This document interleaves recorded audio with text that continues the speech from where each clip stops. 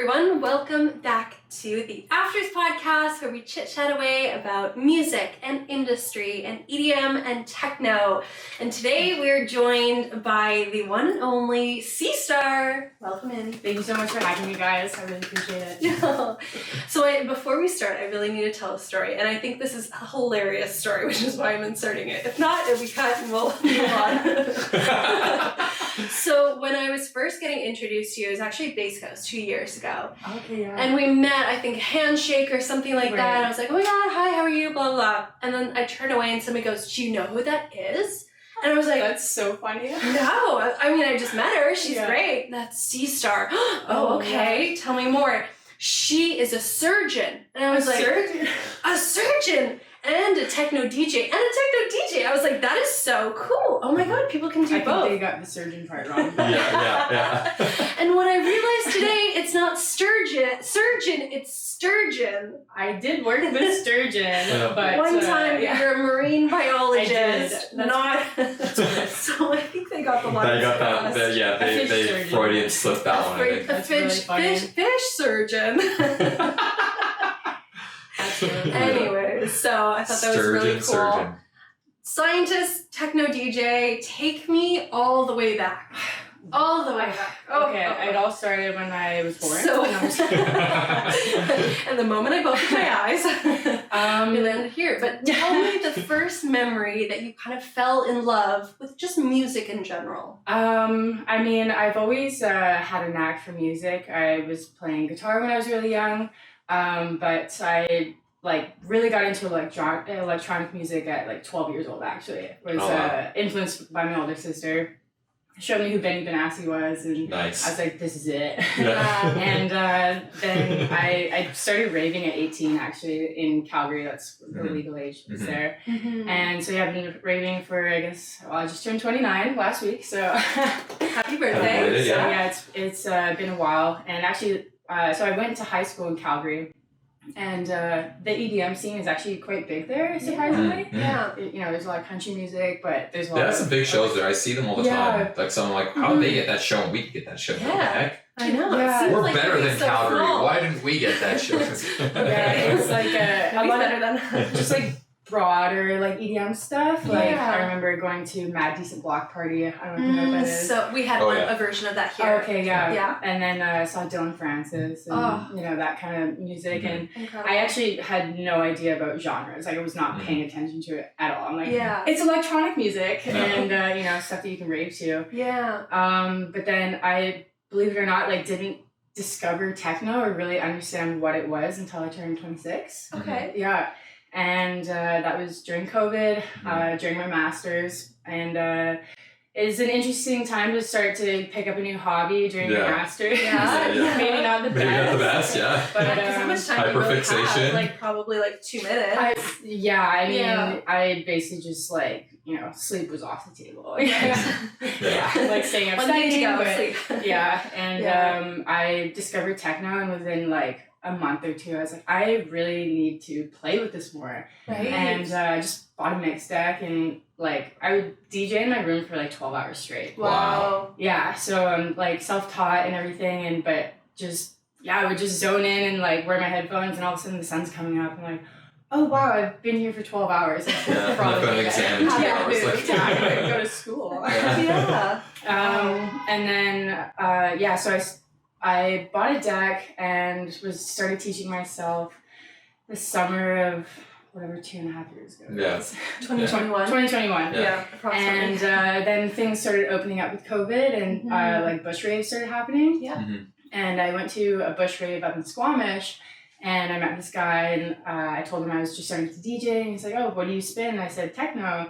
He's like, have you heard of Vantek? And I was like, no, what's that? Yeah. And he said that they're a techno collective in Vancouver. I'm like, we have that? That exists? Yeah, I had no idea about the underground scene, pretty much. Right. And there's some bush raves happening on the island and stuff where I was living, and I was like, I gotta go check out this techno rave. Yeah. And after that I was just sold. And then a couple months later, they had a Halloween gig coming up, and I just kind of reached out and was like, hey, do you have any like spots on the lineup? And they just gave me a shot, and my first show was Halloween of 2021, and then I went up there. Had only used CDJs once before. Oh wow! So my goodness. Yeah. What was the setup that you bought? So I started out with a Newmark. Yeah. Just entry level. Yeah. And then after my Halloween show, I bought CDJs. Oh yes. Oh really? Oh wow! Just go all in. I was like, I know that this is gonna be my new sick addiction. Yeah. And I could really see myself like, incorporating it into my life for a while. So I'm like, I know I'm gonna upgrade, and I'm eventually gonna want CDJs anyway. So I just screw it. The thing with the professional gear too is that it holds its value so well that it's really just like, for me with photography, I kind of look at it this way too, especially with lenses and stuff. Yeah. A lot of the times if I buy a lens, that lens is free.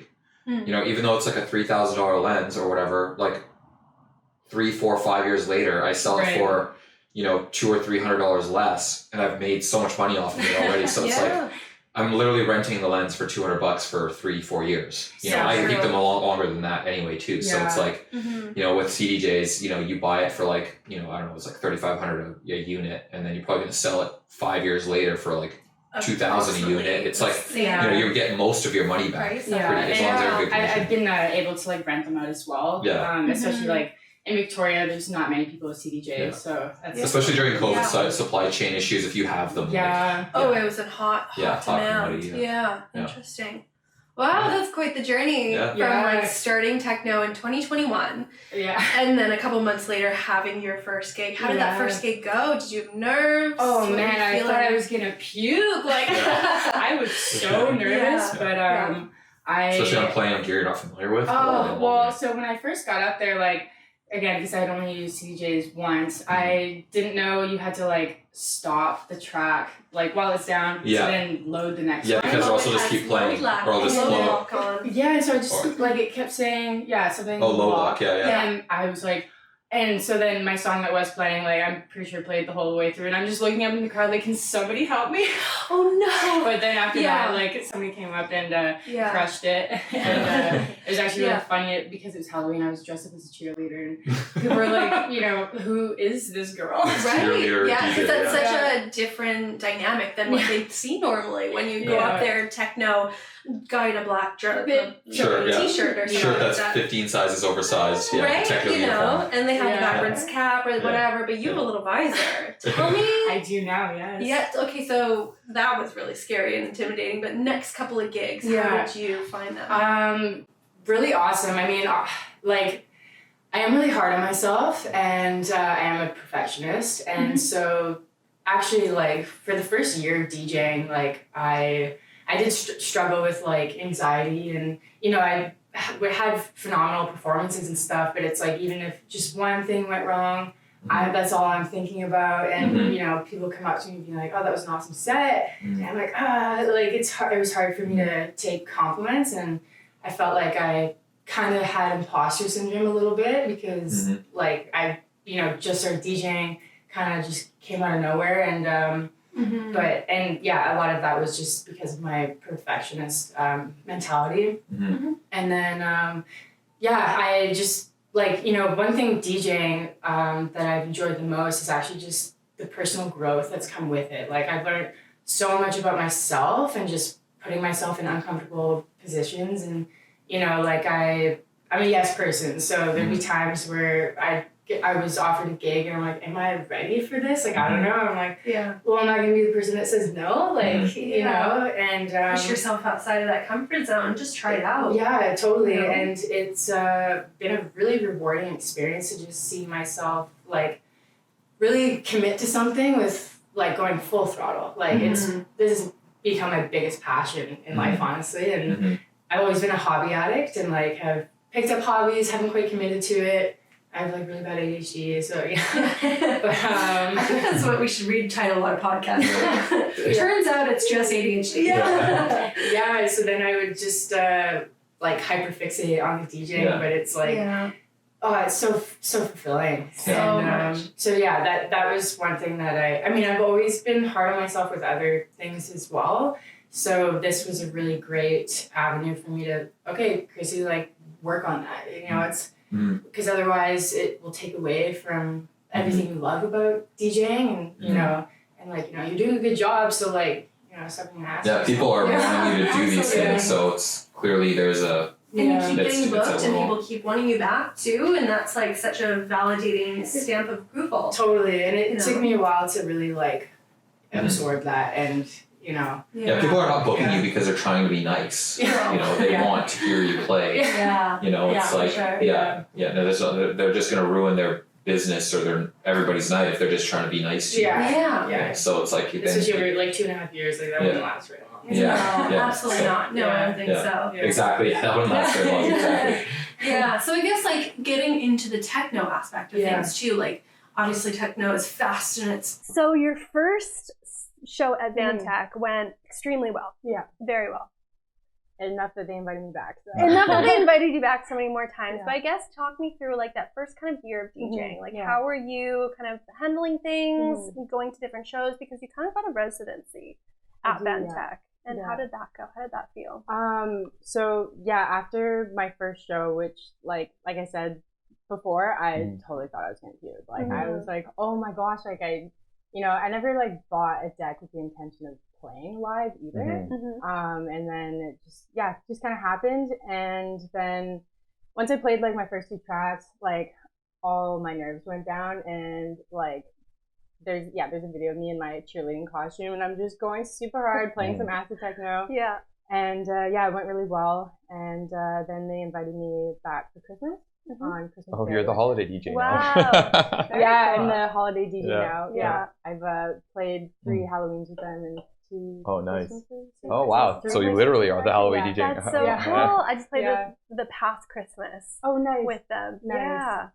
It's really nice because I actually like haven't been able to see my family on Christmas either. So like being able to DJ. Because they live in Alberta? They live in the States actually. They moved there during COVID, so that was like, some time where I wasn't able to see them, and then them like switching to their permanent residency, they're not allowed to leave the country, and then so it's like this whole thing. Definitely. So it kind of explains all the time and effort that you put into DJing and learning how to DJ over those 12 hours in your bedroom, sunrise. So I like picked it up during my master's, and that was challenging too, because it got to a point where later at the end of my first year of DJing, I was also trying to finish my master's and write my thesis, which is like 80 pages long, and so balancing the two was really hard. And I'm like, I go full throttle on like everything, so I was like, well, I'm just gonna do both. And there's that feeling of like, okay, like, am I gonna have to make some compromises as I move forward in my career? But going back into just like how the first year felt, a lot of nerves, a lot of anxiety, being hard on myself, imposter syndrome, all of that, and textbook ADHD. For sure. And just feeling like I'm not good enough, even though, like you said, like I was. You're getting we're getting booked, getting feedback, and so it's. I think that's actually what was most frustrating for me, is because I could see that, like, objectively from the outside, but it was really hard to feel it, and so like really just coaching myself through like you don't want DJing to be like a negative impact on your mental health. Like, this is something you love. Good point.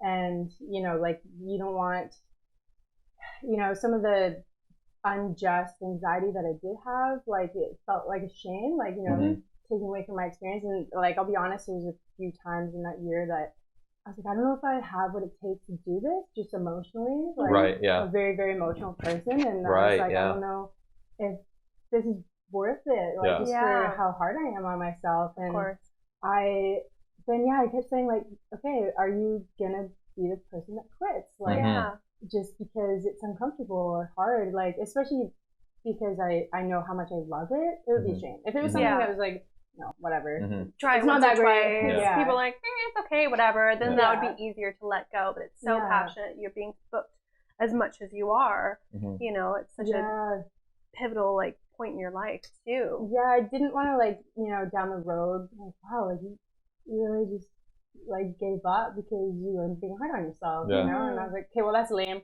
Keep going, Chrissy. Yeah. And, you know, but making that choice is difficult too. It was that hard. Is the harder choice. I mean, especially because you have all this other stuff going on at the time with your masters, and you're going into what you think is your career of the future. Yeah. And you're just like, of course, there's all that societal guilt about like, why aren't you focusing on the important on your thing? School that you know, like, money on. You know, that could be nagging on you the whole time, and you're just like, wait, but is it the important thing, or is me being happy the important thing? Well, you know, like I was doing both. Like I'm also a very passionate scientist, and like that's something that I won't give up. And I think it was more just like it took time to show people that I could do both. You know, like show my parents like, hey, you know, you don't have to worry. Like I will do my master's. Like I will finish this thesis, and they've actually been like incredibly supportive and amazing. Yeah, just being able to show them like, okay, well, you know, I made it this far. Like I'm not just gonna give that up now. And, but yeah, it definitely meant not a lot of sleep.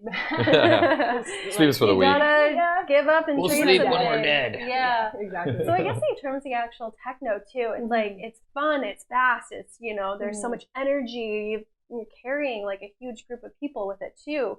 What about techno and the nuances of techno have you really learned?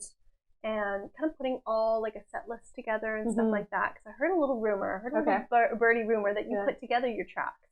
You put together the entire set, start to finish. And not a lot of DJs do this. Some people go off in tuition. Some people prepare the set list. Yeah. But what was the choice in the techno and the prepared set list? I love that you asked that question, because as I got into the scene and I actually realized how like hardly anybody does prep a set. Actually, and so that's one of the things that gave me imposter syndrome, because people would talk about that and think that I was only prepping it because I was a new DJ. Right. And like, that's not like, it could also be the story that you're trying to tell. Yeah, exactly. And I get a lot of enjoyment like DJing at home. You know, like I said, I would DJ in my room for 12 hours straight and like really curating something. And you know, the best analogy that I give people is like, okay, when you go to like an art exhibit and there's paintings, they're not painting it on the spot. They put hours and hours into it, and then they're showcasing it. Yeah. And that's kind of my mentality with it. Like I view it as a craft, and I really want to showcase like, this is the journey that I've made for you guys. I know for a fact the best sets I've ever heard were pre-set, were the preordained, intentional. You know, and you can tell almost right away. You know, and it's just a real like if you're paying attention to music and the performance, you know when that is happening, and it's so much more special. You know, I understand the whole mentality of your job is to get the crowd moving and all this stuff. It's like, but I think I think that if the set that you put together is doing its job, it's gonna lead them that way anyway. You know, and I've had that been asked too, like, oh, well, what if, you know, people aren't responding to it, you know, you need to cater to the crowd or whatever.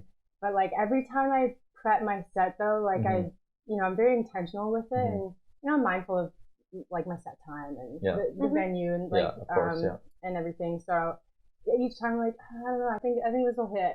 Yeah. And it has every time, I'd imagine. I keep getting booked. So, exactly. You're doing something right. I think that's the doing a set, like, because I know a lot of people that they will prepare a bunch of tracks that they want and then just play them as they see the night going. They'll have an idea of what they want to do, but it's not so set up. You know, my first gig with Danica, we kind of did that. We had a bunch of tracks, and then we just kind of like vibed it, and then we just went like that. But then the set that I played at Hello Goodbye the next day, I had the track order pretty much set up as I knew how I wanted that set to go, and both of them worked. You know, but I would argue that if I was paying attention to the music, not as a person playing it, but as listening to it, I would definitely say that second set was way better. You know, I mean, it's two different genres, I think, that you were doing too, and I don't know if that plays into it a little bit more or less. It could be. You know, you're having your dance music and you're kind of judging off the crowd, and that's what I was doing at my last bikini and board shorts. Just being like, okay, I have all my ideas, throw on the mat you, and then responding and doing the next idea. And so actually to that, you asked about like what is it about the nuances of techno, and you know, like I love playing into like the tension building and like some of it is such a like dramatic, you know, and so because of that, that's why I really like to curate it. Like I totally agree, depending on your gig and your set time, like, you know, people are just vibing kind of thing, but it's like I'm like, you know, I want to punch them in the face with my drops. Of course, and you'll like after it. holding them over the cliff the whole time, like, oh, a little bit longer. That's so interesting that you say that, though. Yeah, and what I love about, like, on average, I'll play between like 128 to 135 BPM. Like that's kind of my go-to. And what I love about it, you know, the more music I've discovered, is so versatile. So versatile. Like it's allowed me to have like those tension building breakdowns, or like you can throw acid techno at 130, but also some like techie stuff at 130, you know, and just like really play around with it. So then it's like obviously still make it cohesive and that it flows, but it allows me to have like very dynamic sets that way as well. Definitely. And, also about the nuances, like probably the ADHD thing. I love stimming to it. Like I've always had a knack, like an affinity towards repetitive music, and then I think that's when I discovered techno. I was like, oh my god, this is the shit. I'm just, you know, just stimming over and over. It feels like, good, definitely, when you listen to it over and over again. And one thing that I want to pluck out from there is punch them in the face.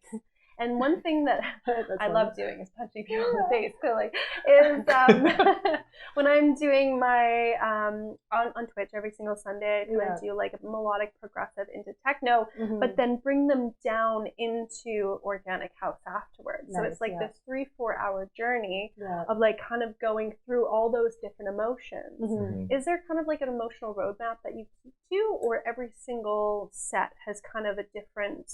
Honestly, every single set is different, and I never really know like for the most part going into it like what I'm gonna play. Like it's always I just try and like listen to new music, and like, you know, for that week, I'm really vibing with this like emotionally. Sometimes my sets are more intense than others, and depending on my set length, you know, you spoke to. When you're DJing for a few hours, you can really do a lot there.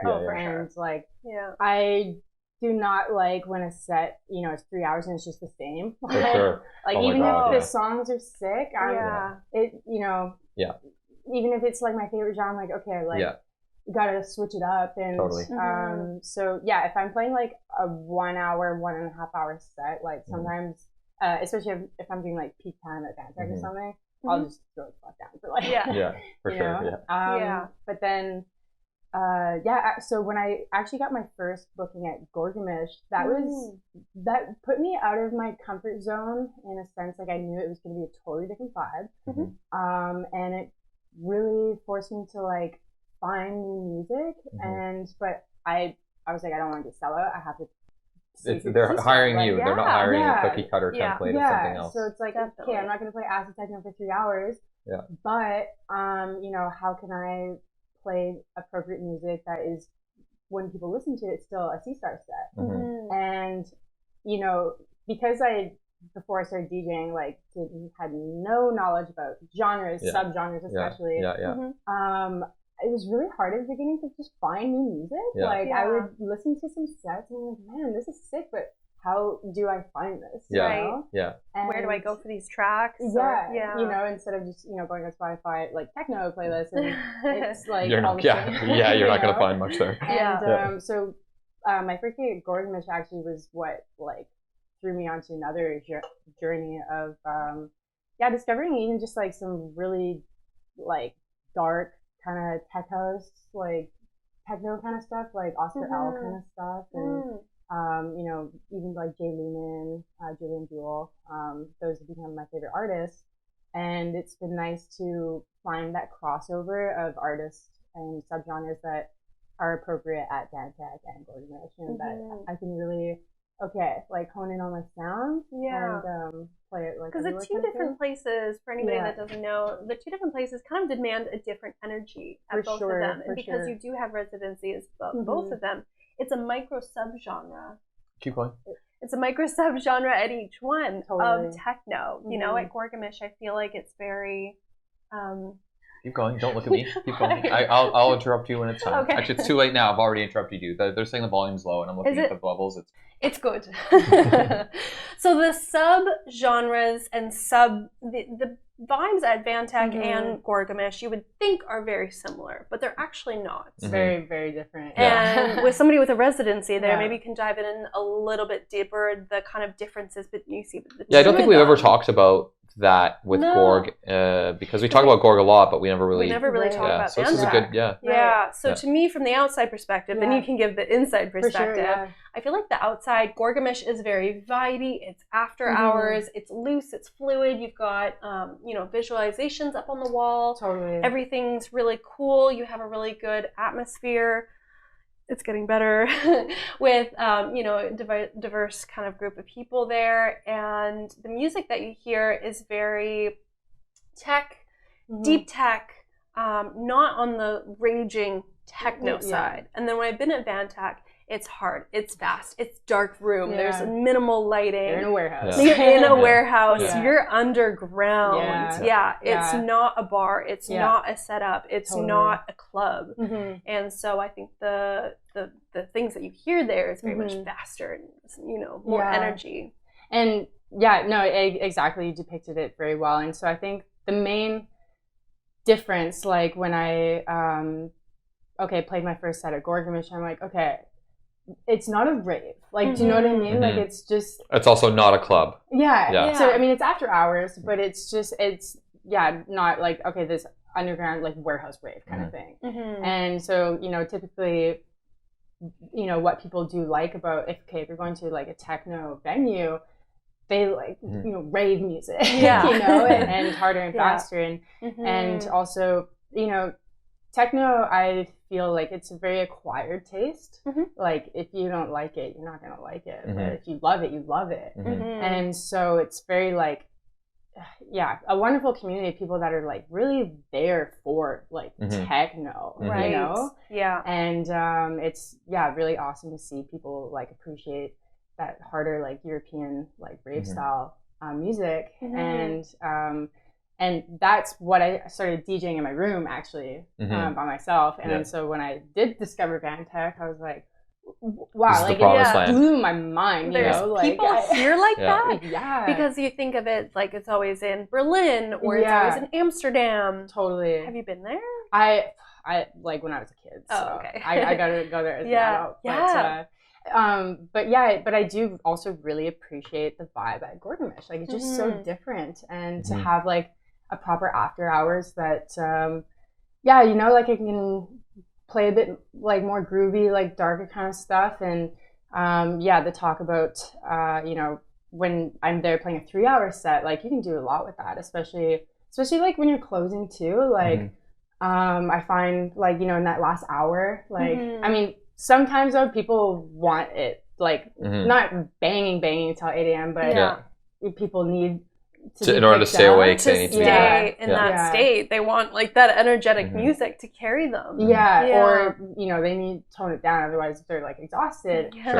And so that is actually the time where I will kind of prep like 2 sets. Like my first 2 hours will be the same, and then I have which direction is this going? I have choose your own adventure options. I have 2 different options. So either that's I can smart, actually. keep it going, it's prepped. It's like I can just keep going with that, or I can bring it down, go more techie, or like whatever I want to do. So that is the one venue in that hour specifically that I keep my options open. For sure. But the rest of them are set in stone. You know what you're playing. It's basically a script, and like I know exactly how long my set's going to be to the second because of it. So you practice beforehand? I go over it to time it, basically, because I have an intro and my last track, and I want to be able to like get them both in. And so I time it, and sometimes thinking of the DJ before me,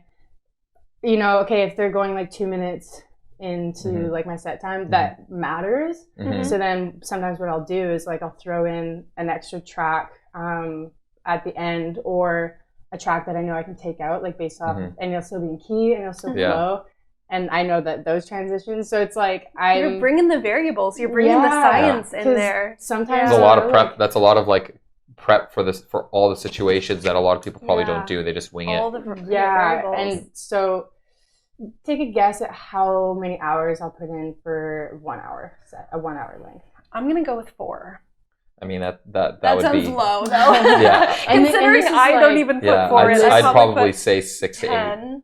Okay, so it includes like listening, like from the time I open up Spotify, listen to music, download it, and I always download twice as many songs as I'll need. I have a very consistent number of songs I'll play in an hour. I normally play like 28 tracks. Oh yeah, wow, that's a lot. Exactly 28. Yeah, that's a lot. Yeah, so you're zipping through these. That's why you got to be prepped. Yeah. And so I'll normally put in twice as many, and then because it allows me to be cutthroat. Like, you know, there's a lot of songs I love, and people want to find ways to play them. But I'm like, no, if it doesn't fit, like especially as I'm making my set, and you know, I always play in key, and like sometimes as I'm making it, I'm going off in different direction than when I was listening to music. So like, what takes me the most amount of time is, you know, it's not the transitions, but it's just the curating. Yeah, the curating for sure is what's going to take the time. So for 1 hour, about 30 hours. Oh, 30 hours. 30 hours. But you're doing, that includes your music searching as well. Searching. Yeah, okay, yeah. Searching. This is wild.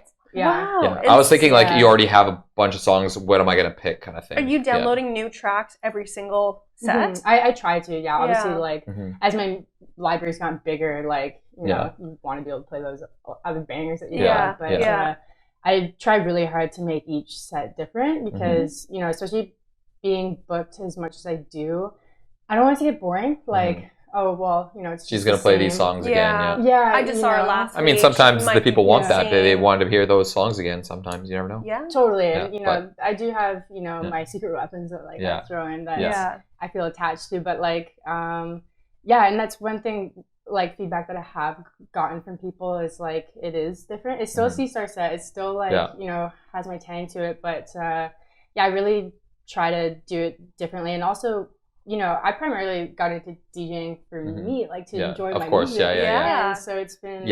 I think we've covered many times on this podcast that if you're a working DJ in Vancouver doing it for the money, you are up shit's creek. Out of luck. So, especially you know. 30 hours for 1 hour sets. So you're making literally $1 an hour. But turns out... Or $10. Plot twist. Turns out you have some expenses. So a lot of sip of water before this. Okay, so a lot of people do know this, but actually a lot of people don't. Like, I've been DJing in the scene for 2.5 years. And I've lived in Victoria this entire time. So that is wild. So you were coming back and forth. Hotels, every single ferries. week. Every week. I'm not paying for a hotel, luckily, but I have some friends that give me a spare key, and I have my own room, which is really awesome. Wow, that's awesome. That is so lucky. But still, the ferry each way is how many hours? Like 4? So door to door, like by the time I walk up my apartment and I get to the event, it's 4.5 hours. 4.5 hours. So it's 9 hours every weekend, and I do take my vehicle across because it is not sustainable to like walk when I first started doing that. Like, you know, it's okay, but then when I started coming every weekend, I'm like, I need to chauffeur myself. You need to be able to reliably get on. You know, you can't rely on a bus. You need to get to the venue, and especially like now that you know, I have many friends here, and like I try and party hop, go to, you know, support my friends and stuff DJing. Like, so every weekend you're losing money is what you're saying. You're spending money in order to DJ, you know. And I just like, I mean, nobody can tell me I don't love techno. Like, for sure. It's because you love it, and it's so obvious and so apparent. So is Spotify the only place that you're going to find all these tracks, or do you have like, I mean, you don't have to spill all your secrets, no. But I do have a secret weapon that's my secret, but primarily it's Spotify. Spotify. Interesting. And then I just like will listen to a track and I'm like, okay, that's the vibe that I want to hear for my set. Then I'll just start a new playlist and then just build off of that. Do you have one kind of like hero Is that what you're saying? You kind of have a hero song that you kind of build your whole set around? That's what she just said, yeah. Oh, sorry. Yeah. I'm underwater. Blanked out, yeah. I normally just like will sift through like other playlists and artists and stuff, and I'm always looking for that one track that, okay, that's going to be the vibe of my set. Yeah. And sometimes it's really hard. Like sometimes I'm just like not vibing with some of the stuff I'm hearing, and it's like it can take a few hours sometimes to just be like, hey, like this is what I'm gonna play. And then when I'm building my set, like I said, I download twice as many so I can be cutthroat, like you know.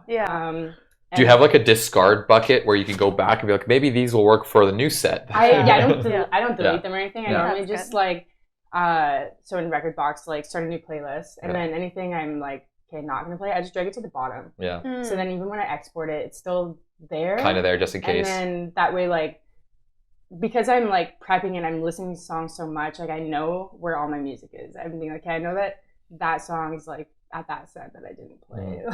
Then you can go back in and kind of grab it and play it out if you need to. Yeah. And so sometimes when I'm making a new set, like I'll just go into other sets and go to the bottom and all the songs like I chose not to play for that particular one. See if there's any that fit and work out. Yeah. Wow. So guys, cool. we're learning a lot of different things today. I'm so fascinated. I have so many questions. So much knowledge. So because of your hyperfixation on techno and like your hyper specialization in techno too, do you feel like there has been other opportunities that have kind of passed you by because you're not playing other genres? Or have you played other genres? I mean, I like, you know, primarily techno, but I have done tech house, like at Gorg-O-Mish, and you know, Pride Weekend, I did have some like house tracks in there and stuff. And actually, to my surprise, like I have had a lot of very like different opportunities, and played at different venues. Like I've had the opportunity to play in 4 cities so far in Canada. Very cool. And which one? It's Toronto, nice. And they're hiring you for techno, right? What's that? They're hiring you for techno. For techno. For techno. Yeah. Toronto, Montreal, Vancouver, and Victoria. So cool. In such a short period of time, you've grown so quickly and so fast. Crazy. Yeah. What are some key attributes that you feel like you've put into this space that a lot of other people kind of leave behind?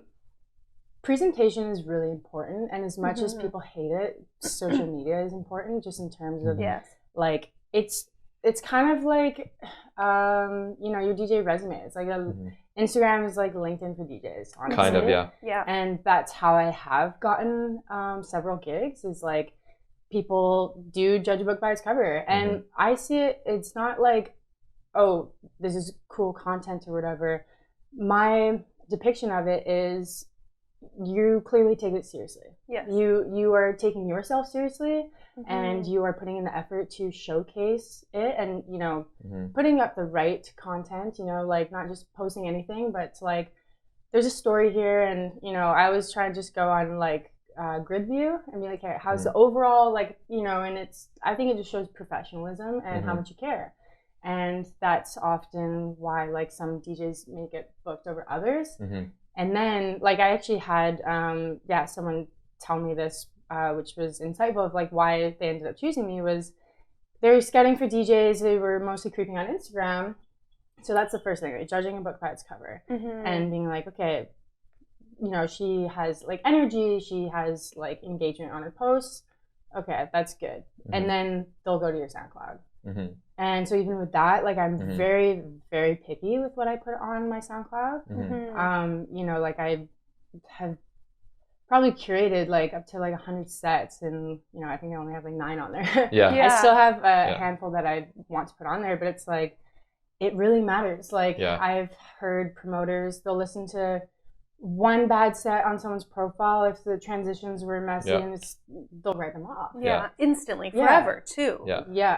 Because you know, because if that's what you're willing to put online, then what are you willing to do in real life? And how are they going to know that when you perform it's going to be different? Like, and you know, these are people that, you know, you're not networking with in person. Like, you know, it can be someone from a collective that you've never met before, or like, you know, a promoter in a different city. And so it does matter. And I know people hate it. Like people, you know, there's a big talk about how, you know, Instagram, like, oh, we're only focusing on that. And it's like, kind of like what we were saying before, it wouldn't last very long though. Like, you know, there's an argument of like, you know, people getting booked based off of like their aesthetic or whatever, but it's like it wouldn't last. No. So it's like this is just the forefront. It'd be a flash in the pan kind of thing. Absolutely. Like, let me show you that I am a professional. Like, I view this as a craft. This isn't a party to me, you know. And then you deliver, right? And then that's what will get you booked because you know, if you're just have like really awesome pictures and then you go DJ and it's a shit show, like it's you're not getting booked again. Yeah, Definitely. So I guess within your aesthetic too, you've got the visor, you've got the 90s outfit on, which is so cute. I'm obsessed with all of your outfits.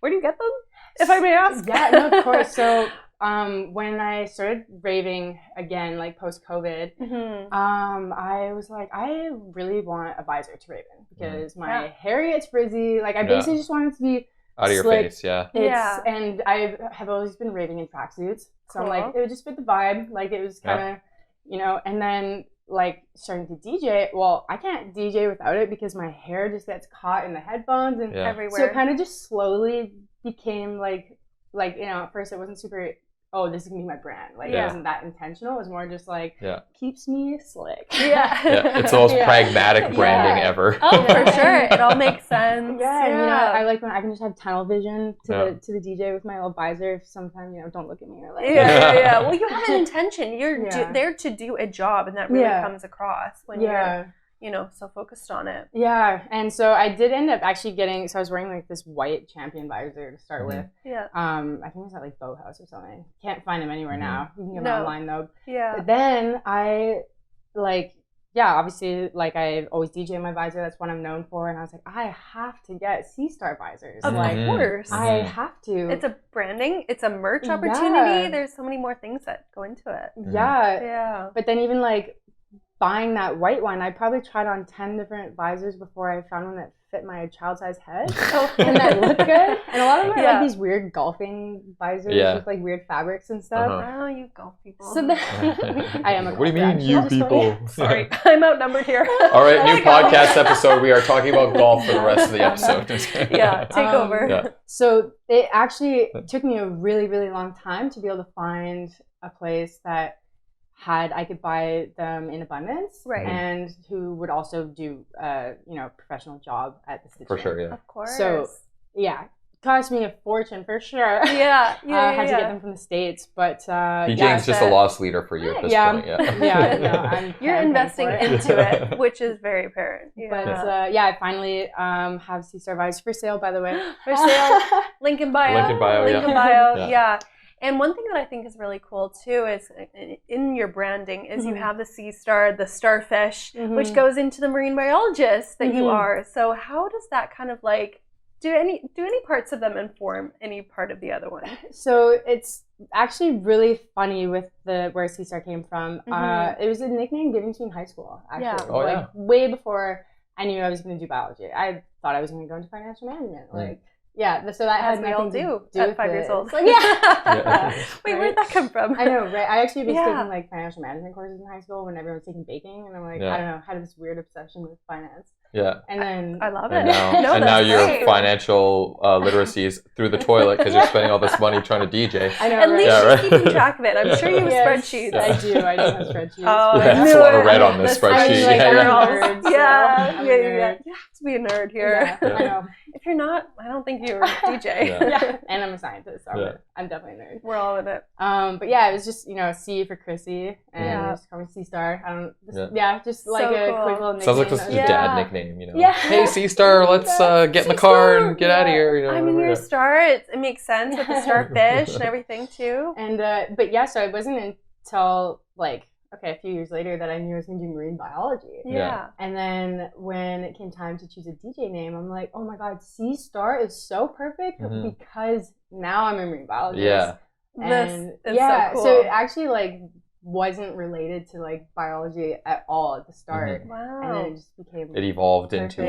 It was meant to be. Yeah, and then I had a really good friend, his name's Dave, who offered to create a logo for me. And he's like, can I make a logo for you? And I did have an idea of like what I wanted, and I wanted like this retro kind of purple sea star, and yeah, he whipped it up for me. Shout out Dave. Shout out Dave. That's amazing. Yeah, so that's kind of how that came about.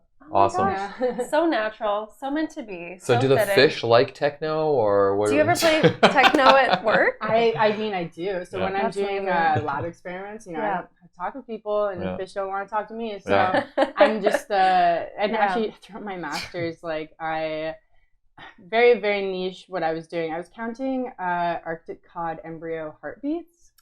Okay. Wow. Yeah. At 132 BPM. and so there we go. Just like blast techno, and I'm sitting there with a clicker. Oh my gosh! Yeah. And I'm like, you know, I'm a night owl, and like that's when my brain is like working at its best. Mm-hmm. So I was able to just go into the lab, like everyone's gone. I start at like 8 p.m.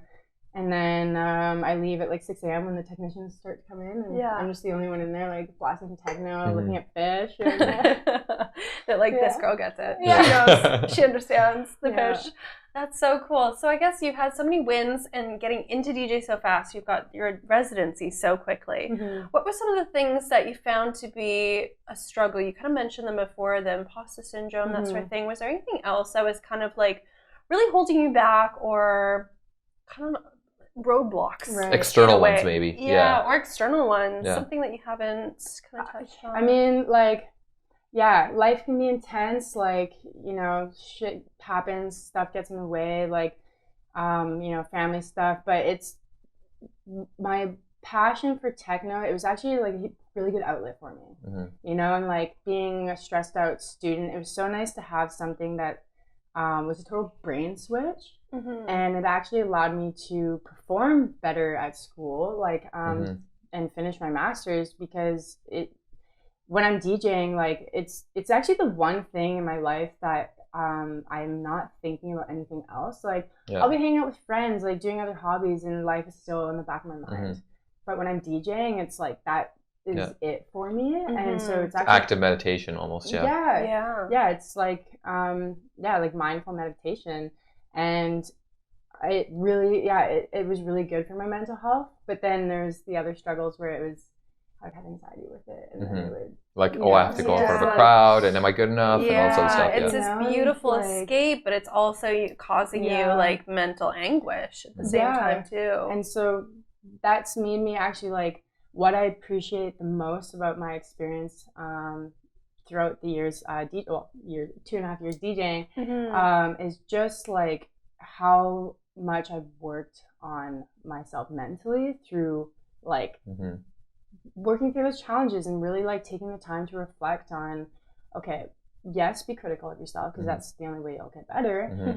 You don't want to be delusional. No, totally. Like I want to critique myself, but then like you have to let it stop at some point where it's not detrimental, you know, like stop spiraling, stop, you know, thinking you're not good enough. Like just do what you love, and yes, critique yourself, because I do want to get better. And actually, you know, in terms of DJing, another roadblock I had, it was like maybe like a year in, I felt stuck with my like artistic expression through my sets. Like I was like, I just don't quite know what I need to make them better, or like do something more with them.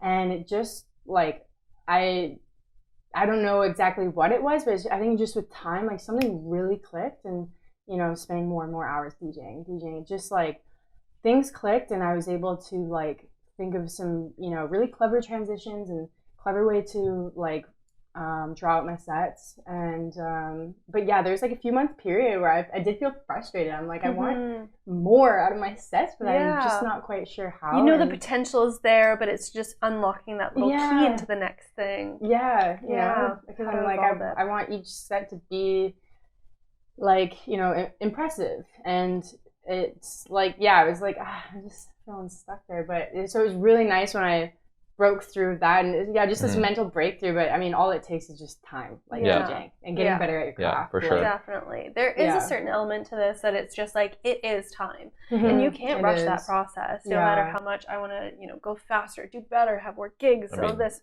You need to tell yourself that every I day. do. I really do. I have to tell myself that. But it is really, well, this is me telling myself, it really is just time sometimes. Yeah. Especially if you know if you're putting in the work. Yeah. You know, if you're putting in the work, it's gonna click at some point. You can't predict it necessarily. You know? Yeah. You know, I mean, I've already gone through this journey with photography. So like, I remember when I was starting, you know, I think for the first 2 years, I think every single picture I hated, even the ones that people liked. And then like, you know, people kept saying, this is awesome. And then I'm like, okay, I guess I'm doing all right. And now if I look back at that stuff, I was like, yeah, that really was crap. Yeah. But like, I'm so much better now. Yeah. You know, because I was able to continue working on it and take the criticism, take the compliments, and just keep going. You know, I think I'm, you know, just like you've described, and even with you, we've talked about this, like, I'm such a perfectionist that I'm trying to get over that. Like with my DJing as well, it's like, if it's not perfect, I'm just like, can't do it. I'm not going to do it. You know, yeah, it's just, give up, throw. And I kind of have to push through that myself too. But I feel like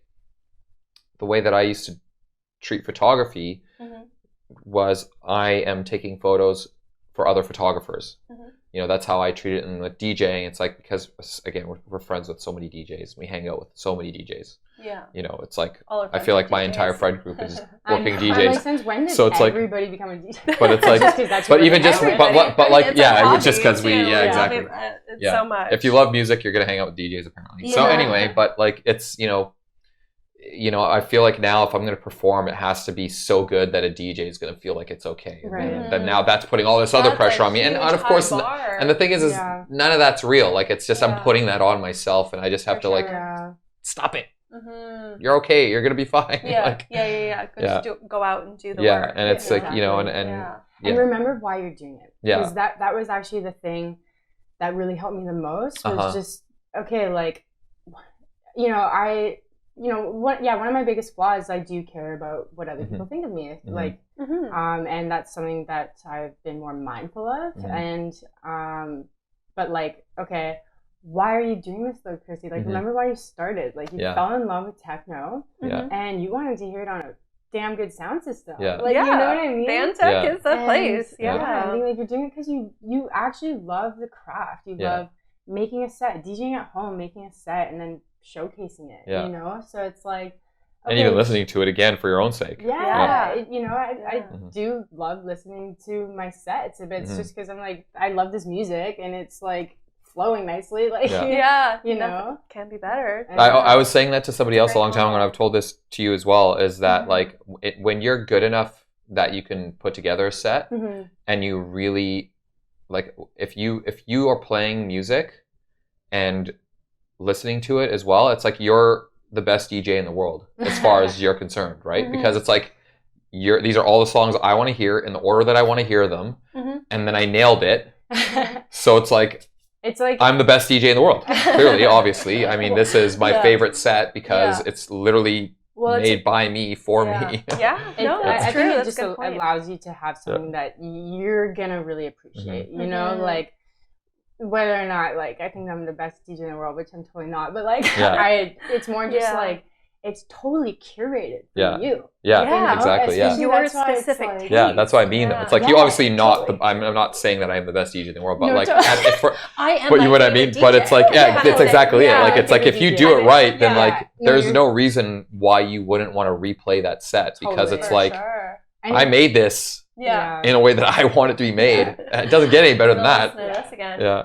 So I guess like one interesting thing coming out of the 2 years too is like, you've got a lot of you maybe got a lot of criticism from yourself. What is one piece that has kind of stuck with you?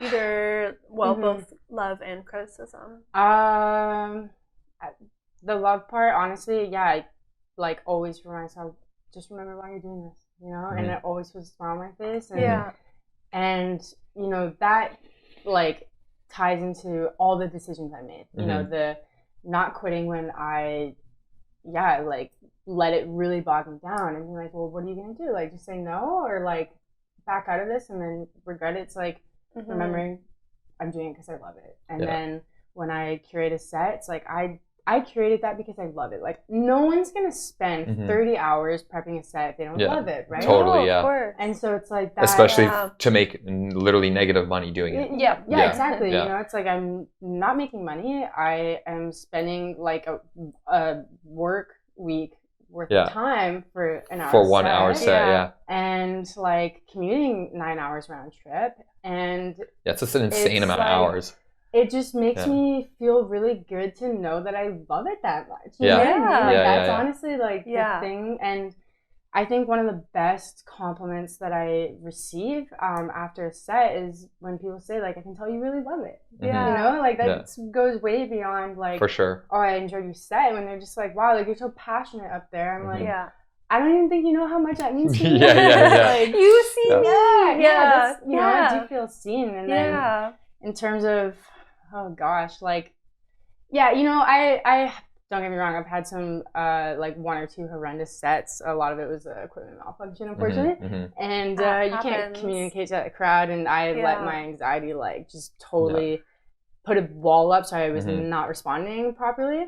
Being able to like, you know, think on my feet and stuff. And yeah, you know, people talk behind your back. You hear some bad things, and it's like, especially in the first year of DJing, like, but there was this one set that was a train wreck, and because there's a lot of issues with the equipment, and it kind of fed into the imposter syndrome, because I heard like, and they were from DJs being like, yeah, see, told you, like, it's because she's a new DJ, and I'm like, man, and you know, I feel like that's also why I had a perfectionist mindset, is because I did kind of come into the scene very quickly and get booked often. I was like, I need to like prove that I deserve to be here. I'm like, I know I deserve to be here. Obviously, as we said, it wouldn't last long, of course, if I didn't. But just hearing like the people who have critiqued me the most have been like other DJs in the scene, which is like unfortunate. But you know, then it's like, why? But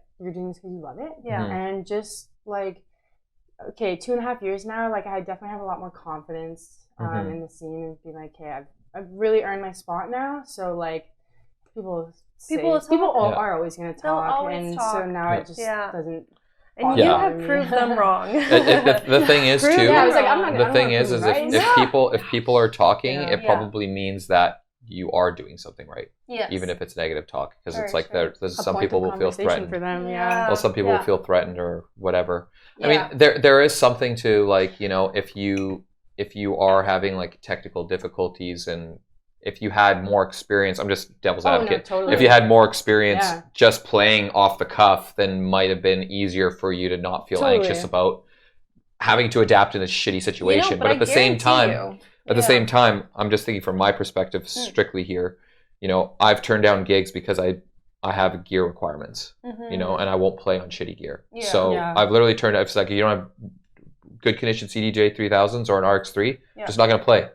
Because I don't want to deal with the gear problem, you know, because I'm new and I don't want to be put in that situation, you know, and like, I remember many times that you've had gear situations, and that it's a nightmare. I've walked off stage and I'm like, I'm quitting. It doesn't represent you, but it's also like, holy crap, I'm not having fun doing this. I don't want to go into a situation where I'm not going to enjoy it, because again, I'm not doing this for the $200 paycheck. It's a joke. Like, the money is literally just to show that you actually appreciate me being here. That's all. It does not affect my life whatsoever, and it doesn't affect any of these DJs' lives whatsoever. This money is not good enough. Nobody's putting bread on the table, you know, for me, I'm not going to play a gig if I'm not going to have a good time, and I know if the gear is not going to be good enough, then I'm not going to have a good time. So why would I do it? It's definitely felt soul crushing at times, especially because like, I am somebody who does put so much time into their set. When the gear's not working, it's like, it's a slap in the face, kind of. It's so disappointing to not be able to deliver what I prepared for everyone tonight. And shit happens. Like, shit happens. You know, random things. Both times, like, the people that, you know, I played the sets for, like, phenomenal. Like, it just happens sometimes. Like, it wasn't necessarily their lack of, like, due diligence or anything. And other times, like, okay, I should have done my due diligence, asked what equipment I'm playing on. Yeah. But I've had newer gear like screw up on me. For sure. Yeah. Sometimes it's just unavoidable. It can just happen. But then I did get to a point where I played on. Yeah, this threw me through a loop. I played on. I think they're just a 2000. Like, there's no Nexus. Just a no, not even. No, because there's CDJ 2000. There's just you can't even beat match. Like, there's no grids. There's no grids. Yeah, it's just the track, and I'm like, oh, that is the most frustrating thing in the world. Learning like tip here is like, okay, yes, I do have to get better at not relying on the visual things and playing my ear, but that was hard, and I'm like, okay, I definitely need to at least like be prepared. I walked up and I was like, whoa, like I'm about to play on these, and and that was a lot. So now I ask every single time. For sure. Yeah, 100%. I think that's a learning curve for me too. I was just like, oh, I'll rock up, and I trust that the venue has sourced out good stuff. Yeah. And I'm like, wait, I can't trust that. Oh yeah, I remember they booked you for Eden. Yeah. Oh, and they literally had like, and I was like, what? We didn't. They had Serato for you. They had Serato. Well, no, they just had a Serato deck, and they're like, oh, well, like this is what you're supposed to have. So she shows up with a USB, and that's it. So how and it's were you supposed? Like, were you supposed to bring a laptop? I was supposed to bring a laptop, but I didn't. It's a techno, hip hop club, and like a top 40s club. So I guess no, they didn't tell me, and silly me. That was my mistake, and I'll never make that mistake again. I always ask the gear now if I don't know. And especially plugging your USB into someone else's laptop and it reanalyzes. All of a sudden, your grid lines are off. Yeah, it's Get just out of here. Yeah. No, so I had to go. He saved my little butt. I brought my RX3. Yeah, I got the RX. See, we all set it up, but what was I gonna make? Oh, so even the DJs that speak behind your back about those sort of things, I'm sure that they speak about it too because they've had those experiences. You know, and it's like maybe. I feel like everybody has kind of goes through. I mean, a similar learning curve. They're more like, you know, at times like people just talk shit. Yeah. You know, it's like not necessarily like, oh, you know, she had a bad set and like this why. Like there's no like constructive and it's what it is. Like it's but that's been one thing that I've had to like, you know, because I do care about what other people think and I'm, you know, aware of that. That's like something I need to like work on as well.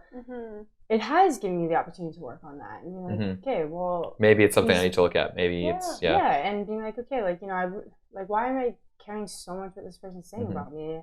And, you know, is there validity to it? Like, can I actually take some of it away, or is it just total trash? Yeah. You know, and you have to really instead of just that. Instead of just hating yourself automatically, just assess what it is, and then can I discard this? Can I learn from it? Trigger that you have. And then also not being an asshole yourself and just automatically hating on it. It's like, what is the truth here? Like, because that's the only way we're gonna grow and take feedback. It's like, is what you're saying valid? And maybe it just came out in not a nice way, but like, is there something I can take on it? And sometimes there's nothing you can take from it. It's just leave it in the trash where it belongs. You know? I mean, sometimes like, I mean, the thing with art in general is it is subjective, you know, and like just because you love techno doesn't mean the person there loves techno the same way you do, or maybe they like a different techno. They like, you know, they like some sort of driving industrial and you like melodic or whatever, you know. I was just like, and then they'll be like, oh yeah, that shit was terrible. And then you'll ask 10 other people in the same crowd and be like, that was the best thing I've ever heard in my life. And it's just like, who knows, right? But I do want to put a positive spin on that and just say that for the most part, like, I'm sure the feedback's been just like the people I've met, like positive feedback. I'm just like, there's some rotten apples in every place in the world that you go to, but like seriously, one of like, I'm a huge extrovert, so it's like to be able to really exercise my social skills has been really awesome. But it's a lot. I feel like Vancouver's such a tight knit. Like we're big town, small town vibes. You know, we want to be a big town. We are a small town vibe. It's funny. It really is. I feel like everybody knows everybody. We do have such a tight knit group of people, and they're all so lovely. Yeah, very solid. You know, and it's like, you know, as time goes by, like, you know, getting to connect with you guys like more and just like meeting other people. Wow, there's a lot of really good people in the scene that like, you know, are really nice. I can look up to them, but they're also phenomenal artists, and it's just like this whole package of like, you know, people that I want in my corner. We're all hiding here. We're all here. I promise you. Come to Vancouver. and that's why I really appreciate you doing this podcast, like both of you, because as I said, when I first walked in the door, it's like, you know, it takes, to build community, it takes people to take the initiative to do that. And whether it's, you know, collectives popping up or hosting interviews, it's like just having people like that care about it enough that you guys are like tapping into like, like, you know, let's meet the people in the scene. Let's like, you know, even just hang out with you guys now. Like, it's just like, I've got a really great feeling to it. So I really appreciate you guys like thank you. Well, like, thank you for coming and being here. And I think a huge part of all this and making the interviews is like, we don't necessarily get to sit and chat because we are all busy with our lives. We have ADHD and we get distracted with things. And I think, you know, like every major city in, you know, North America, as far as I'm aware, has a talk show as well. And like, it's a place where we can all come together and sit and listen to another person's story too. Take time to shine light on them. And see the amount of stuff that, you know, as we started our journey DJing at the same time, you know, and you know, we did it for about a year and a half or so before we started doing the podcast. And we've obviously taken different paths to get to whatever path we're on. You know, I haven't taken it quite as seriously as she has. Which is funny because he bought the decks in the first place. Yeah, I was the one who started, but you know, she's wanted to like really go after it, and I have a lot of hats that I wear, so you know, I just haven't done it as much. But at the same time, we go to all the shows together, we have all these same friends together and all this stuff, and it's like, you know, when we started doing this and when the interviewing part of what we were doing, because that's not how it started, but that's where it's going, it's just, we're learning so much, you know, from all these working professionals that, you know, and it's you know, it's not like we couldn't ask our friends to help us because they've volunteered and we've asked. Obviously, we've leaned on our friends as far as like that's concerned too. But at the same time, it's hard to be like, oh, let's both sit in this chair and then talk to somebody about this, and then like they're gonna do it for just to do it. And it's like in this way, we're offering value as well as receiving value in such a great way, and then offering that to everybody else because they could get all this information too now, and it's and then it's just there forever, and it's just been so much fun. Like I mean, I would do this if, you know, it never turned into something, you know, and the fact that it's turned into something that it has, you know, like I was just telling her, like I don't think we can go out anymore where we don't meet people that we've never met being like, hey, you're the podcast guys, and it's like, what? Or I go out alone. Oh, where's Nathan? I was like, it's like we're kind of. I mean, pretty much. I mean, it feels like we see each other every day now. If I don't go out with him, I kind of miss him. So it's like, you know, it's been a very interesting journey that I've had a lot of fun doing. I've always wanted to do a podcast because all I do is talk shit. I'm full of opinions. That's just my MO. So, you know, but to have somebody like Leah who's honestly carried us through this on her back is just such a valuable asset. And then, you know, you've got great wheels, so let's ride it. Let's ride it as long as we can go. Let's go. It's so nice to see that because you guys both bring such different like elements to make this successful, and it's like you guys are definitely a good pair for it. And you know, you're talking about like the maybe like unexpected success you come with is because you take it seriously, and like, you know, like, I mean, look at this place, it's lovely. And everything's so professional, and you know, and it's kind of like what I was saying about the whole Instagram thing. It's like you're taking it seriously, and you are a professional, and so when other people see that, they'll take it seriously. Like, you know, it's not just sitting in some dingy basement. With, like, you know what I mean? It's like you guys are like really doing something here, and like you can really tell that you guys care about quality, and but just like most importantly, your genuine desire to connect with people on the show. Like it's been so much fun. I really feel like I'm learning, and I constantly seek out, you know, mentors and people that are in the place that I want to be in too. And I feel like people who want to get into the scene, or people even into the scene, can always gain a little bit of knowledge and a little nugget from someone too. So and like I guess like, you know, piece of advice for anybody that wants to like get into it is just like, don't be afraid. And if you are afraid, because I totally was, like, just do it. Like, do it more. If that's, do it because you're afraid. Well, the thing is that you're never not going to be afraid. It's about like, and this is a psychological phenomenon, but it's not. You're never not going to be afraid. The emotion's always going to be there. Yeah. It's about building the strength to resist the fear's impact on your behavior. Yeah. You know, that's what going to the gym is like. The box is always going to be 100 pounds.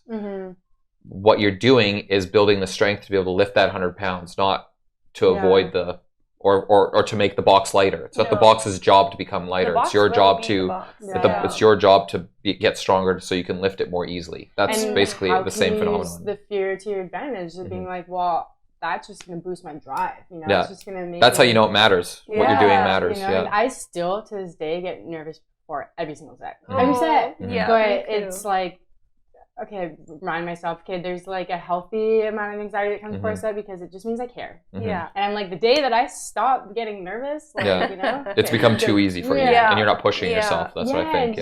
Yeah, totally. Yeah. I've heard that actual line from so many amazing artists and actors and comedians. It's like they all say the day I don't get nervous is the day I quit, because that means that I don't care and I've moved on and it's blasé to me. Yeah, totally. So the anxiety, the little bit of nerves, the little bit. That's why it's there. It's just like, woo, it's why it's there. It's telling you you care. Yeah.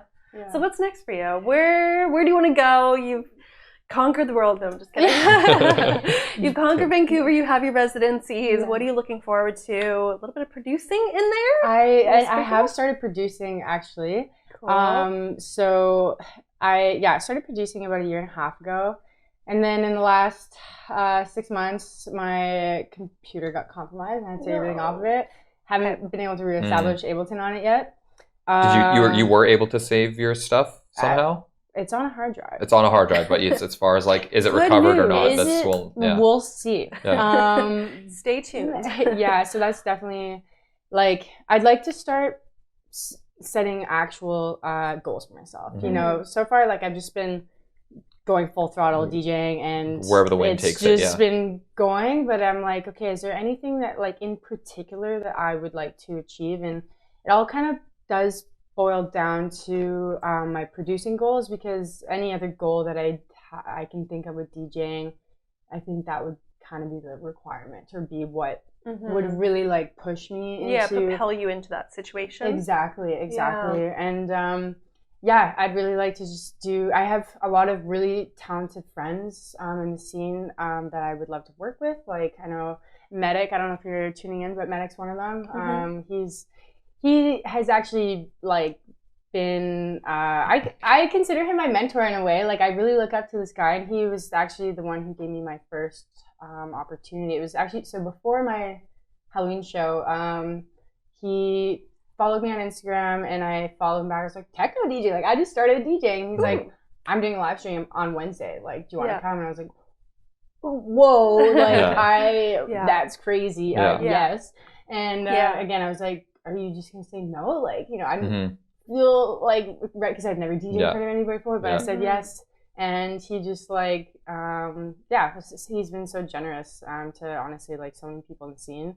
And so he's been producing, so I want to work with him as well. And actually, I have a friend who he's been a producer for like 11 years. His name's Miguel. Shout out Miguel. I don't know if he's listening, but I'll send it to him later. Yeah. And we actually did make a track together, and I made it for I guess 1.5 years ago. I was doing these Matrix themed.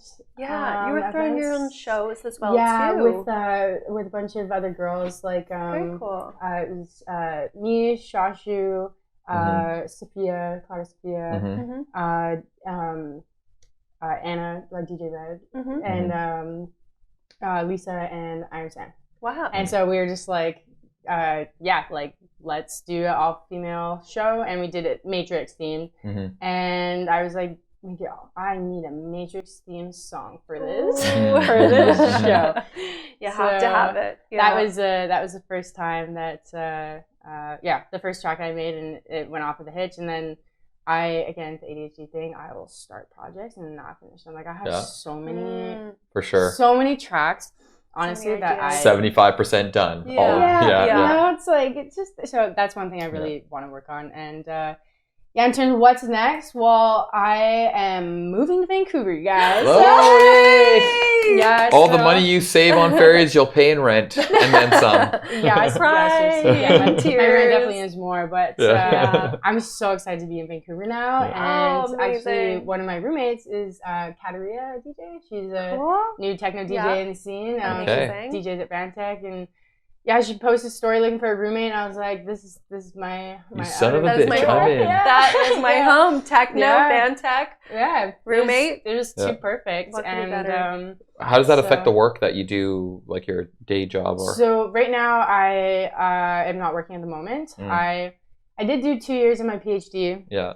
And life did get really crazy for me, just like personally, and a lot of family stuff, and also like going into academics is like it's intense. It's very political, honestly. Oh, for sure. Yeah. And you know, it's exhausting. Like always having homework. Like no doubt. But it's like even you get your doctorate and you become a research scientist at a university, it's gonna be the same. Like I just realized nothing is actually gonna change. You're just getting paid instead of paying for it, but other than that, it's the same thing over and over again. I'm gonna have to go home and write grants to like pay my salary. I'm gonna have, you know, I wanted a research lab with grad students working in my lab. Then I'm gonna be marking their papers and all that stuff. So I mean, I love research, and I'm like, I feel like this is gonna be something that I resume maybe when I'm in my 40s. Like, just I really need. I've been in university for 10 years. Like that is a long time. My undergrad, a post-degree diploma, my master's. It's been 10 years and 2 years of PhD. So I'm like, I just was like, what do I want my 30s to look like and the lifestyle? And I'm like, I definitely, you know, with how much time I put into DJing, I would love to just work a normal hours, like 9 to 5, and not be in the fish lab at like until 6 in the morning. And no doubt, right? Sunrise. Because it was getting to a point where I'm like, honestly, if I do finish my PhD as well, like I'm gonna have to make some serious sacrifices. Like you know, being a doctor is like I'm not gonna be able to go full throttle with music. And I really didn't want to. So I want to do both. I love being a scientist. I'm such a nerd. I love fish, and I love techno. So like I really So now sorry, fish. You're gonna have to wait. Wait another 10 years. She'll be back. Don't worry. She's coming back here. She'll feed you in the meantime. And it was just like honestly, there's a lot of really good job opportunities in Vancouver for like what I'm qualified for. And so I can still be like a researcher here, which is really great. Whether that's through the government or the private sector. So many opportunities. Opportunities. So I'm like, just like chilling right now, taking a huge, like I have burnout, like you wouldn't believe it. Oh, I couldn't imagine. If I start writing the word school, I get burnt out by the second hour. I couldn't. I know I say I'm a paralegal, but really it's just I've learned on the job. I'm not a school person, so I can't even imagine. Yeah, and like I am like, I've always been such an academic, and I'm like, you know, I don't read books because I'm always reading research papers and like, you know, reading about fish heartbeats. But I'm like definitely want to like, you know, stop reading research papers every night. Maybe I read them for fun, but not every night. I'll tell you that. Like obviously, it's still throughout my career. Like that's just part of it. You have to be up to date with science. Plus, it's what you're interested in. Anyway. You know, like I don't work as a psychologist, but I read psychology papers all the time. Once in a while, I'll just see something I'm interested in, dive in. That's awesome. But there's such a difference between forcing exactly. I'm not doing it every night. I'm not doing it till 6 in the morning, and I'm not, you know. It was just the time thing, because it's like I love what I'm reading, but like I have like, you know, this paper, this thing due, and I'm gonna have to read 100 papers in this amount of time. Is like, oh my god, you know, like, oh my goodness, it's a lot. But so I'm mostly like the hours is what I'm, and grad school is a funny thing too. Like even if you say you can get everything you need to done in a 30-hour like work week, it's you always could/should be doing something. Right. So you always have this guilt in the back of your head, and can actually make you really unproductive in different areas of your life. And I realized my executive functioning has gone like out the window because of that. Because I'm like, I can't justify spending an hour like cooking a nice meal because that's an hour I should be even if you don't end up doing either, right? It's just that's right. Yeah. Cool. No, 100% know what you're talking about. 100%. Overwhelmed, the guilt, and then you just get could be, and then you're like, I didn't cook or do school. And now I'm starving and stupid. It happens. It happens. The burnout, but we're moving to Vancouver. Bigger and better things. Yeah. You've got residencies at Gorg-O-Mish still, at Vantek. Do you have any exciting shows coming up? Well, and on top of that too, I just joined the Raves by Raves team. There we go. Hey. So I'm a part of these 3 teams now, and that's been really nice. And you know, one thing I'm really excited about moving to Vancouver as well is like being able to support everyone in my circle, like not just coming for like, and also enjoy the music and all that stuff too, without having so to. Many great shows. Oh like, my god! When's my set? Yeah. Or like, when's my ferry? Like, oh my god, jeez. No, seriously. Yeah. And yes, about big shows coming up. Actually, the biggest gig of my career.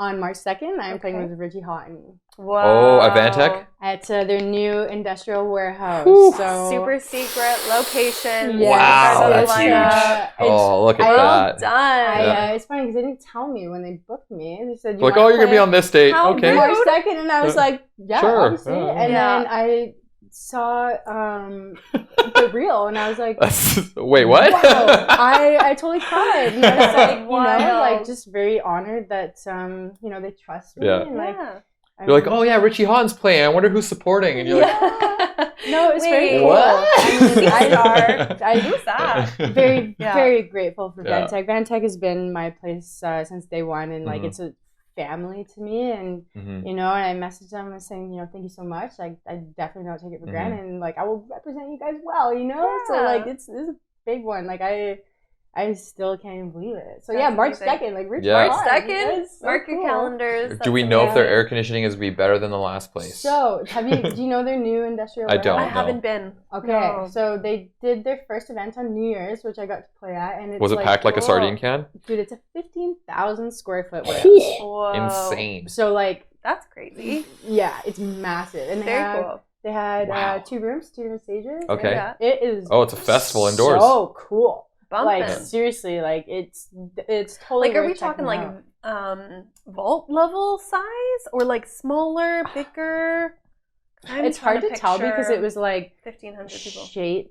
15 square foot. 15,000 square feet. I think like I'm actually so bad at knowing how many people you can fit, but I think when I asked, like, you could fit 2,500 people. Yeah, that's Oh, okay. Yeah. But it's kind of like a so like, think double the Commodore and then some. Oh, that's a great size. Yeah. And it's really sick. And in the second, like their main room, because they have like a smaller room when you first walk in, which is still like really big. Like it's just as big as bigger than their old venue.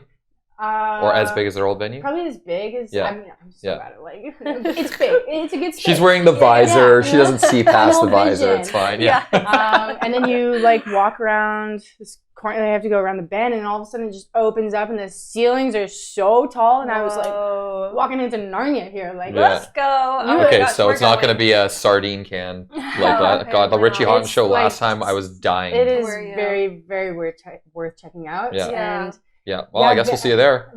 I would love that. And Vantek's like they've had so many like headliners coming in. Like they've been really on the bookings, and now with this new space, like being able to curate like the proper show for a bigger warehouse venue, and then you know the Vantek warehouse, and so it's really cool to see like how they're gonna play with curating these shows and like introducing new vibe and new artists and bringing more people on board. Totally. That's very cool. Congrats to Vantek for sure. That's really huge. Seriously, that's huge. Really impressive. Any move to expand or like put more money or put more venues into Vancouver is always appreciated. It's always I love amazing. It. They're keeping both too. It's like they're just like really just trying to grow it, you know, and like it started because like, you know, Pau Mikel from Spain, they're like, we love techno and we need to make it happen. And they did. They literally kicking really and screaming for sure. And then it kind of just reminds me like, okay, why are you doing it? Because you love it, and you know, it's like so not easy what they're doing. Like it is No. a lot of hard work. Oh my gosh, the stress. They really went out on a limb to be like, we're gonna focus on techno, which is a genre that Vancouver at the time was not crickets popular. Yeah, it's very, very cool. And then and then coming into it, just discovering techno and realizing it's the greatest thing that's ever happened to me, and then being like, wow, and there's people making it happen that I get to go express myself with it. So it's just like, it's like a really cool community. Beautiful Very family, cool, everybody coming together because they all love techno. Yeah. Amazing! Yeah. Yay!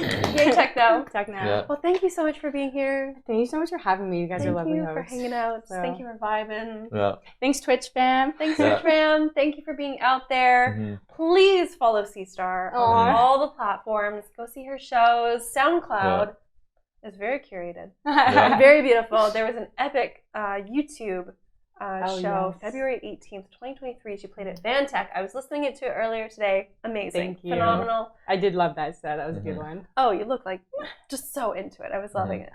And what else? Please follow us. Yes. I mean, if you're free. If you have a little space in your sub category. List, Sub list. I'm definitely looking forward to seeing what other artists you bring on the show. Yeah. And I know I'll be tuning in for sure. Every single week we have new artists. Who do we have next week?